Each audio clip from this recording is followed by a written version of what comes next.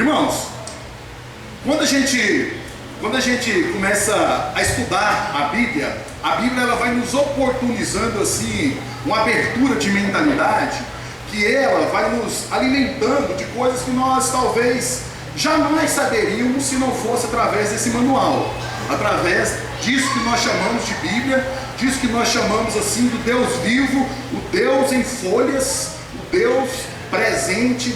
E uma coisa que tem me chamado muita atenção nesses dias, e eu tive um tempo vago por estar me recuperando, o Feu sabe muito bem o que é isso. Quando você fica ali, não pode fazer muita coisa, então vamos trabalhar a mente, vamos colocar o nosso coração mais em Deus, vamos estar mais sintonizado daquilo que Ele está me falando, e deixa Deus falar. E quando a gente fala sobre isso, uma coisa que tem tirado muitos da presença de Deus, eu coloco assim a palavra tempo. A palavra tempo tem sido algo dificultoso para os irmãos administrar.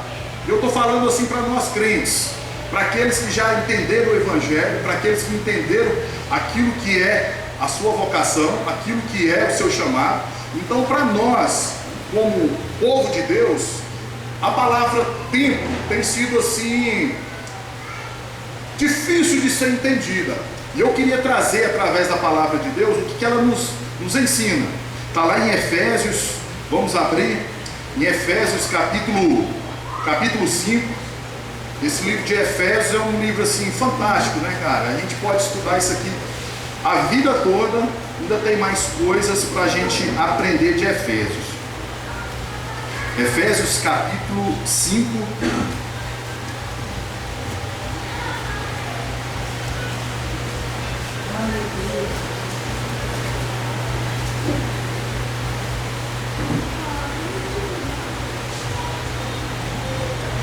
Versículo 15. Diz o seguinte, Efésios 5,15: tenham cuidado com a maneira como vocês estão vivendo, que não seja como insensatos, mas como sábios, aproveitando ao máximo cada oportunidade, porque os dias são maus. Portanto, não seja insensatos, mas procurando compreender qual é a vontade do Senhor. Não se embriaguem com vinho, que leve à libertinagem, mas deixe ser repleto do Espírito, ou seja, o Espírito Santo, falando entre si como salmos, hinos, cânticos espirituais, cantando louvores de coração ao Senhor, dando graça constantemente a Deus, o nosso Pai, todas as coisas em nome do nosso Senhor Jesus Cristo. Sujeitai-vos uns aos outros por amor a Cristo. Amém? Aqui, quando a gente começa a ler esse texto de Efésios, Paulo, ele está sendo assim muito direto naquilo que estava acontecendo na igreja em Éfeso, que o povo estava vivendo uma vida eclesiástica de uma forma, de uma libertinagem, de uma forma muito liberal, aquilo que estava fugindo, aquilo que era de fato a igreja do Senhor. E Paulo, preocupado com isso, ele chama atenção falando o seguinte: tenham cuidados. E a palavra cuidado, a gente sabe quando existe uma obra, existe um buraco, quem é técnico de segurança trabalha, né? Vive em prol do cuidado. A vida dele é isso: tome cuidado com isso, tome cuidado com aquilo. E os IPIs, olho, mão, braço, coluna, cinto, e por aí vai, tudo é cuidado. E Paulo, ele estava te chamando para você ter cuidado. Cuidado com o quê? Com aquilo que ele te deu. Então Deus, através de Paulo, estava trazendo assim uma palavra fortíssima para a sua igreja: tome cuidado da forma do qual vocês estão vivendo. Ou seja, eu só falo a palavra cuidado quando eu vejo perigo. O perigo ele ainda não chegou, mas existe uma precaução, onde Paulo trazia essa precaução para nós como igreja. Não viva de uma forma insensata. Quem é o insensato? O insensato é aquele que faz o que bem entende. Nossa, aquela pessoa é insensata, hein? Ou seja, ela faz as coisas sem pensar nas consequências. Pode até dar certo, mas a probabilidade, a possibilidade de dar errado é muito grande. É igual você pegar uma moto que tem 2 rodas e você começar a andar de uma.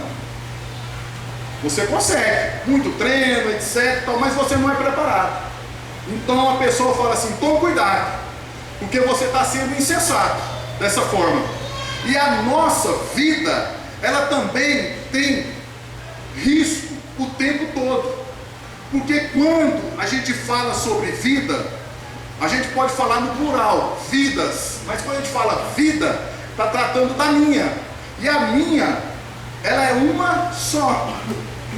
Não tem a segunda. Game over, vamos começar outra fase, vamos pegar outra vida, como no videogame. E a gente vive a realidade nua e crua. Essa vida que nós vivemos, Deus ele vai trazendo alertas para nós. Eu tenho certeza que quando você começa a olhar para trás, tantas coisas que você errou, mesmo vendo aviso o tempo todo, e você acabou descuidando do próprio aviso e deixando ser levado para o buraco, ser levado, vamos trocar essa palavra, o pecado. O pecado, ele está presente em nossa vida, em nosso cotidiano, no nosso dia a dia, o tempo todo. Mas a palavra de Deus vai nos ensinando a como proteger as nossas vidas dessas mazelas, dessa vida, de uma forma que você não seja insensato. E o interessante é que, quando a gente fala sobre isso, está falando aqui claramente sobre o tempo. A nossa vida, ela é um tempo. E esse tempo, o que é tempo? É momento. O momento do qual nós estamos vivendo nesse exato momento. Literalmente. Porque se você olhar para o passado, se você olhar para o presente, nenhum desses dois são alcançáveis. O que é alcançável chama-se presente. O exato momento. O Paulo Júnior ele diz o seguinte, que o tempo é tão interessante que é melhor você estar estragado como um relógio, que durante 24 horas você vai marcar a hora certa por 2 vezes. E nós, sem maturidade, sem conhecimento dos avisos, esses avisos eles são contínuos na nossa vida. E Deus levanta essas pessoas para estar nos alertando, para que a gente não venha ter precaução, ou melhor, ter dificuldade na nossa caminhada. Ele faz com que a gente seja alertado o tempo todo, para que a gente não caia no buraco, para que a gente não venha pecar, para que a gente não venha errar. E como a gente falando de tempo, existem 3 verdades desse texto, que é bem claro de falar. Tenham cuidado a maneira do qual vocês estão vivendo, que não seja como os insensatos, mas como os sábios. Então ele dá também um diagnóstico, e ele também dá a solução do problema. Então seja o que? Sábio. E sabedoria você só adquire como? Vivendo, não tem outra forma. A gente aprende vivendo, e a nossa vida eclesiástica, a nossa vida cristã, ela é uma escola. E essa escola a gente tem que passar de ano todos os dias, todo momento. Existem as provas, e essas provas são para, de fato, provar que você entendeu a vida, entendeu o Deus no qual você serve. E quando fala desse sábio, aproveitem, então, o máximo de cada oportunidade. A Bíblia ela traz essa palavra de advertência, que é cuidado, embaixo ela fala do máximo. Então ela pede para que nós venhamos aproveitar o máximo das oportunidades. Então, se fala de oportunidade, é porque Deus nos concede o quê? Oportunidades. E essas oportunidades eu tenho que estar lá no início, sabedoria, para saber se essa oportunidade é boa ou ruim. Essa oportunidade, quem vai nos revelar é o conhecimento que a gente tem através da palavra, através da Bíblia, que nos chama de sábio. Quando nós queremos uma orientação, qual que é a forma mais exata da gente ter uma resposta mais próxima de dar certo? A gente procura uma pessoa sábia. Normalmente, quem são os sábios? As pessoas mais vividas, automaticamente as pessoas mais velhas. Então a gente recorre normalmente aos nossos pais. Para que pessoas mais sábias do que eu? Ela não pode ser mais sábia do mundo, mais sábia que eu, sim. Quando a Bíblia nos fala para que a gente venha obedecer os nossos pais, para que a gente tenha uma vida longânima, uma vida bacana aqui nessa terra, mas o que a gente faz? Os pais descobrem que você fez algo, não comunicou, não pediu conselho, e depois que deu tudo errado, o único recurso que você tem são seus pais. O único recurso. O camarada faz tudo de errado, a pessoa faz tudo de errado, e depois não tem mais como, vai lá, ou faz. E os pais, sem ter tanta bagagem, ele tem que tirar força, não sabe da onde, para sustentar aquilo que você errou. Mas sustentar no seguinte, de afastar, de limpar, de corrigir, para fazer o certo. Se nós queremos de fato, como diz a Bíblia, a gente ter uma vida bacana, uma vida longânima nessa terra, meus irmãos, se a sua vida não está tão bacana, talvez um dos motivos seja a desobediência aos seus pais, terreno, a sua mãe, o seu pai, que falou para você, meu filho, você foi, não faça e você fez. As consequências serão grandes, porque os seus pais só fazem o que é bom, porque Deus deu autonomia, deu autoridade a eles sobre você. Então você está totalmente submisso à autoridade de Deus, que foi constituída para os seus pais. Estou falando do pai e mãe, para com você. Então você tem que sentir o quê? Um cara privilegiado. Quando você tem uma dificuldade, você chegar para sua mãe e falar: mãe, eu estou com uma ideia. Aí a gente coloca o seguinte: minha mãe, meu pai vai viver um tempo muito diferente e ele não vai poder me ajudar nessa. Essa é a desculpa que a gente coloca no nosso coração, vindo do cão, para que a gente deixe essa barreira e não consulte. Quando falamos sobre o tempo, existem 3 mentiras assim que são muito vividas. Primeira, que no meio corporativo, no mundo capitalista que a gente vive, é comum a gente ouvir a palavra que tempo é dinheiro. Então eu não posso perder tempo. Mas automaticamente, se o tempo é dinheiro, o que você está mais fazendo em busca do dinheiro é fazer o quê? Perdendo tempo. Porque esse mesmo ditadozinho aí diz que quando trabalha muito não tem tempo para ganhar dinheiro. É mais ou menos esse negócio. Então o embaraço da vida, a gente vai vendo que é fácil de ser desembaraçado. É a qualidade que nós estamos vivendo, aquilo que nós de fato fomos chamados. Qual é o tempo? Quando a gente fala de tempo, é algo tão democrático, é tão maravilhoso, que o seu tempo é o mesmo meu tempo.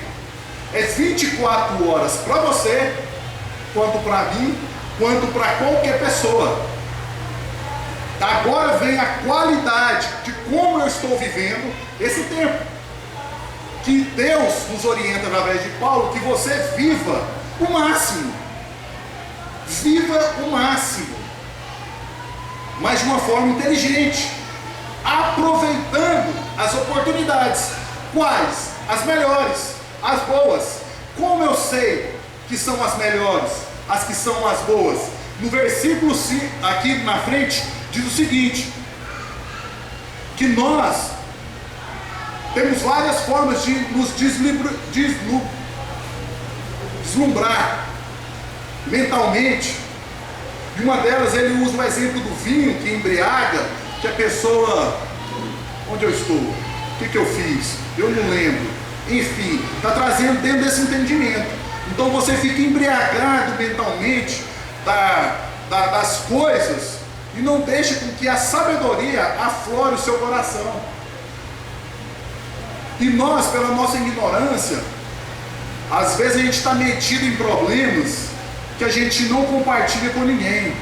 E quando Deus, na sua sabedoria, quando trouxe esses homens chamados nós aqui nessa terra, Ele falou que a gente precisa um dos outros.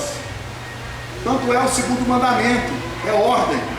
E Ele, quando chegou aqui na terra, no papel do Senhor Jesus, Ele já começou a juntar aquela tumultueira de gente com Ele e chamou de discípulo. Que hoje, traduzindo para nós, o que a igreja tem como essência é isso, que é o discipulado. E o discipulado é para nós tratarmos de problemas, é para tratarmos da nossa vida, é para tratarmos das nossas relações. E talvez nesse discipulado você abandone a verdade e seja omisso, talvez não falando a mentira, mas sendo omisso, disfarçando aquilo ali com coisas fúteis, perdendo dois tempos, que os tempos são preciosos e que nós não estamos aproveitando a oportunidade no máximo de abrir o nosso coração com uma palavra. Aquele que está discipulando, por ser orientado por Deus e mais experiente que você, poderia solucionar o seu problema. Eu tenho certeza que as pessoas que discipulam um outro, você às vezes vai embora para casa mais discipulado do que ele. E você fica assim: como que Deus me deu aquelas respostas tão bacanas? Eu podia ter gravado aquele negócio. Que coisa bacana que Deus me deu ali, que eu fui jogando ali, falando para a pessoa, que às vezes Deus nem sabia que eu sabia aquele negócio. Porque Deus, Ele tem compromisso com isso. Porque quem criou isso foi Deus, para que nós pudéssemos viver o máximo das oportunidades, e as oportunidades boas. E quando a gente pensa nisso, se eu ainda não estou sendo discipulado, corra, procure alguém para você, não só discipular, mas também para ser discipulado. Que isso é de Deus. Procure alguém. Sempre vai ter alguém mais com conhecimento que você e outras com menos. Então vamos fazer essa liga, vamos fazer essa corrente em prol do benefício da glória de Deus. E outra coisa, falei três. A primeira é essa, que o tempo é dinheiro. A segunda, quando está passando por um problema, uma situação, alguém vai aconselhar o outro, por não ter o conhecimento, fala assim: o tempo cura, ou o tempo esquece. Você já ouviu isso? Deixa o tempo cura. Como se tempo fosse um Deus, como se tempo fosse uma entidade, como se tempo tivesse poder, e não tem. E o tempo não vai trazer o esquecimento. Talvez para a sua memória, para o seu coração, para o seu entendimento, a nossa pequenez de guardar tudo na nossa CPU, você pode até esquecer, mas nós estamos falando do esquecimento divino.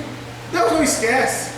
Os seus pecados, eles não caducam como a lei judicial do Brasil. Não, caducou, não tem isso. Nosso Deus não é caduco. Pode passar um ano, 2 ou 20 ou 50, Ele está presente. Requer que nós venhamos a ter esse discipulado, a abrir o coração. Um dos momentos mais marcantes, mais maravilhosos, quem passou por encontro sabe, é aquele momento que você tem aquele pequeno discipulado, onde você pode vomitar tudo que não presta no ouvido de alguém que jurou em guardar segredo. Você fala coisas que você de fato nem lembrava. Mas o alívio que aquilo traz, aí sim tem uma entidade que nós chamamos Espírito Santo de Deus, que traz o alívio, que traz a restauração, que traz a cura, que traz o avivamento do seu coração. E é isso que nós precisamos como igreja do Senhor, igreja avivada, igreja santa. E Deus nos chama o tempo todo, irmãos, para que a gente venha viver um tempo totalmente direcionado por Ele. E o terceiro, que você também já ouviu bastante, dizendo: eu não tenho tempo. Como assim? Você está onde? Cadê você? Virou fumaça? O tempo que eu vivo é o mesmo tempo que você vive. Então essa é uma mentira que foi propagada no mundo para que você estivesse sempre preocupado com uma tarefa e esquecesse da fundamental, que é a vida. Então quando eu falo se você tem tempo, automaticamente você fala: eu não tenho tempo. Não tenho. Mas por que você não tem tempo? Aí você começa a descrever o que você está perdendo as oportunidades. Aí você coloca normalmente, sem perceber, vendendo aquilo que você tem de mais precioso, que você chama de tempo. Você tem só porque você terceirizou, você vendeu. E vendeu não foi parte dela, e sim toda ela. Aonde está o problema? Literalmente. Então o tempo ele é seu. Nós temos que fazer essa leitura o tempo todo, de que o que nós estamos fazendo com o tempo que Deus me presenteou. Deus ele me deu autonomia para que eu administrasse ele. E como você está administrando? Como você está administrando aquilo que nós chamamos de tempo? E tempo, irmão, se a gente, como eu falei no início da palavra, tempo ele passa a ser uma oportunidade, ele passa a ser momento. E esse momento, ele é fantástico. Quando nós vivemos o que nós temos dificuldade, presta atenção, irmãos, o que nós temos dificuldade é de sair do automático, porque nós fomos criando um sistema criado por você mesmo de como viver e como administrar o seu tempo. E quando você sai desse sistema, você se sente com dificuldade. Já viu aquela pessoa que não viaja por algum momento ou outro porque não tem tempo? Aí coloca a culpa no dinheiro, mas que o dinheiro está entrando e você faz de várias coisas com ele, mas não se organiza. Enfim, aí a pessoa não viaja. No dia que viaja, quando ela volta, ela some. Por quê? Porque ela está cansada. Ela foi para a viagem para quê? Para descansar. E ela volta como? Cansada. Como assim? Há uma incoerência. Você não veio no culto, porque eu estava viajando. Aí que dia você viajou ontem? Não, foi semana passada, mas também é cansada. Aí como assim? Estou falando para a vida como um todo. Mas quando a gente sai da rotina, sai do nosso automático, por mais bom que seja, eu coloquei o papel da viagem, porque eu tenho certeza que todo mundo que viaja, quando volta, volta outro ser humano. Um sorriso, alegria, proclamando já a próxima. Das experiências de ter vivido, talvez foi as piores, mas dentro de você foi as melhores. Por quê? Porque você saiu do automático. Você conheceu pessoas novas, você foi para um ambiente novo. Talvez você não dormiu bem, não comeu bem, não viu. Enfim, mas você achou tudo bom. Maravilhoso. As experiências de quem viaja é fantástico, mesmo que seja ruim. Porque quando eu saio desse negócio,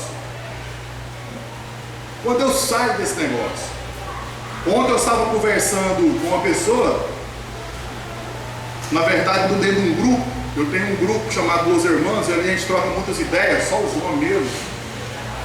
E homens de Deus, tem gente lá de todo jeito, mas é bom. E lá a gente troca muita ideia. E alguém lá postou uma comida, um sushi, Ele falou assim, o outro falou assim, nunca dei conta desse negócio, comer sushi. Aí alguém perguntou assim, quantas vezes você comeu? Ele falou, não, comi uma vez e não conta mais. Ele falou, aí começou a ensinar ele. Ele falou assim, ó, uma vez não tem como você dizer que o trem é bom ou ruim, não. Aí eu peguei e entrei na conversa. Eu falei, eu tenho certeza que você comeu esse negócio, foi lá na churrascaria. Porque lá na churrascaria, coloca um montinho de negócio lá, e você é meio curioso que não vai ter outra oportunidade, você joga aquilo lá dentro da boca e que lá incha. Porque o trem não é muito bem feito para falar assim, ó, tá vendo, isso aqui é ruim, e é pra você vir na churrascaria comer carne. Entendeu a parada? É estratégia, mano. Ele não vai fazer o melhor sushi pra você falar, nossa, que coisa boa, não volta aqui na churrascaria, vou comer só isso agora. Eu não quero vender esse produto. Então você come aonde que não era para ser comido. Aí você come uma vez só. Aí eu até falei, é igual arroz e feijão.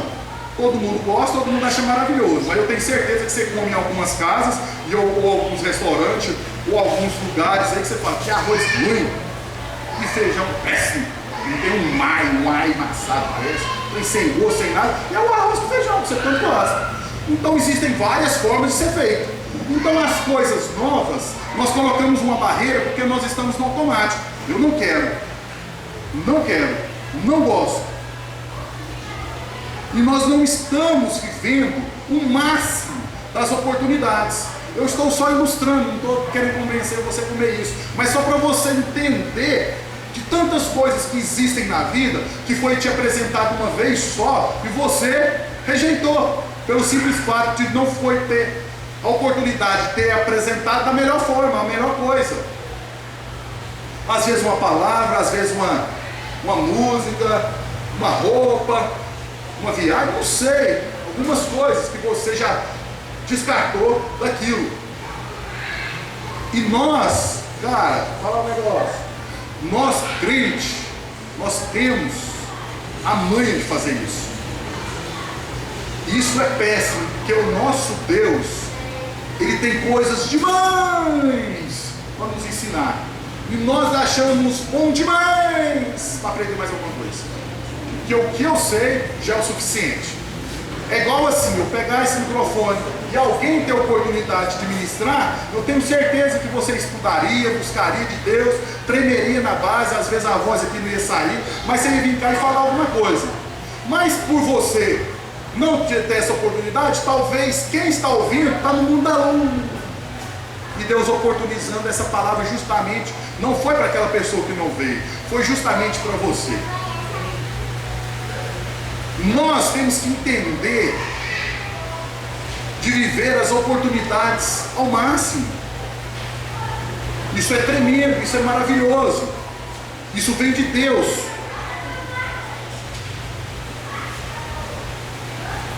Abre lá em Pedro, 1 Pedro, por favor.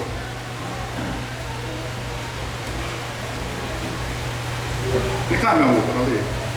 1 Pedro, capítulo 4,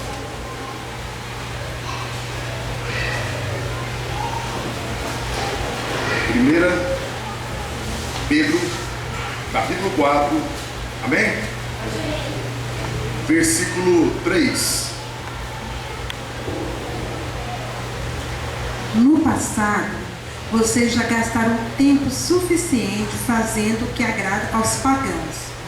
Naquele tempo, vocês viviam em libertinagem, na sensualidade, nas bebedeiras, orgias e farras, e na idolatria repugnante.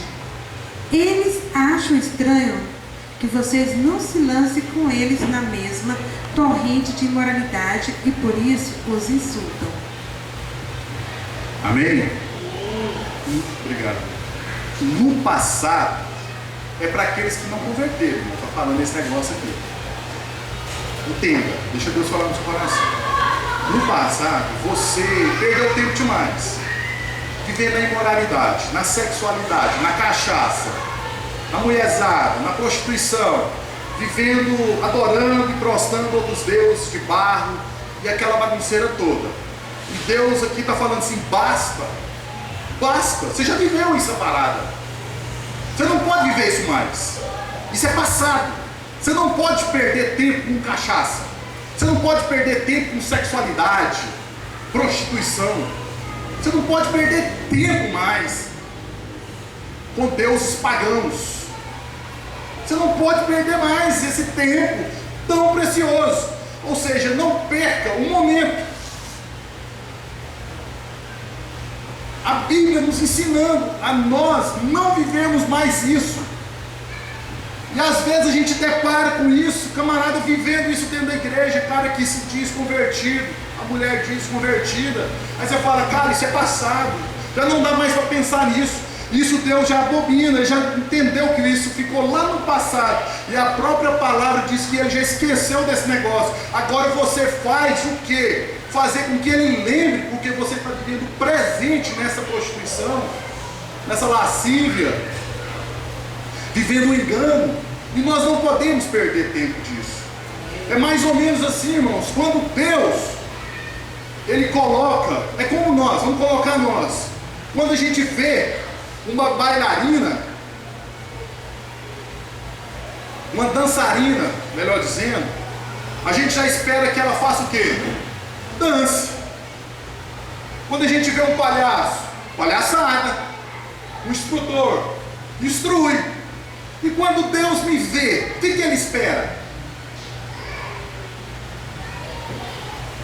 Ponto de interrogação. O que Deus espera de você?